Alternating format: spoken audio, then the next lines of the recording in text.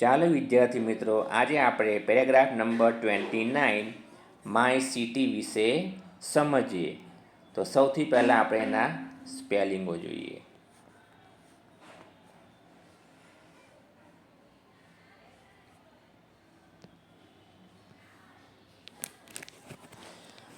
તો પહેલું છે ઓન ધ બેન્ક્સ, એટલે કે નદી કિનારે.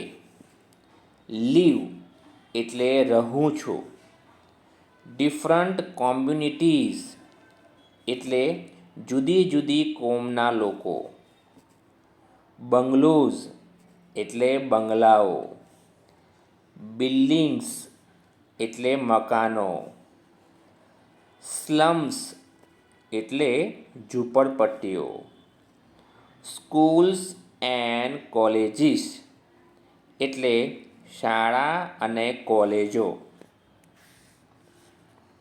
વાઇડ એટલે પહોળા. ગાર્ડન્સ એટલે બગીચા. હોસ્પિટલ્સ એટલે દવાખાના. હોટેલ્સ એટલે હોટેલો. ટેમ્પલ્સ એટલે મંદિરો. શોપ્સ એટલે દુકાનો. થિયેટર્સ એટલે સિનેમાગૃહો. બ્રિજીસ એટલે પુલ. રિવર એટલે નદી. હવે આપણે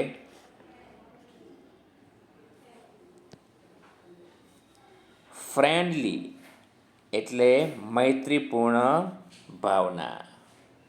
અહીં એક શબ્દ રહી ગયો, રોડ્સ એટલે રસ્તા. હવે આપણે ફકરાને સમજીએ.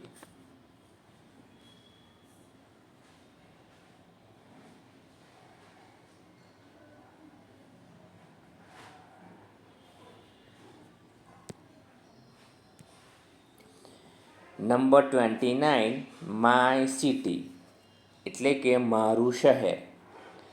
આઈ લીવ ઇન અહમદાબાદ. હું અમદાવાદમાં રહું છું. It is a very big and busy city.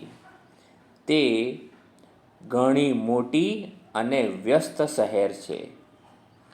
It is on the banks of the river of Sabarmati. તે સાબરમતી નદીના કિનારે આવેલું છે. Many people from different communities lives here. જુદી જુદી કોમના ઘણા લોકો અહીં રહે છે. There are many bungalows, buildings and slums too. ઘણા બંગલાઓ, બિલ્ડિંગો અને ઝૂંપડપટ્ટીઓ પણ છે. There are many schools and colleges. ઘણી શાળાઓ અને કોલેજો છે. Its roads are wide. તેના રસ્તાઓ વિશાળ છે, પહોળા છે. There are many gardens. ઘણા બગીચા છે. There are many big hospitals and hotels. ઘણી મોટી હોસ્પિટલો અને હોટલો છે. There are temples, shops and theatres. મંદિરો, દુકાનો અને સિનેમાગૃહો છે.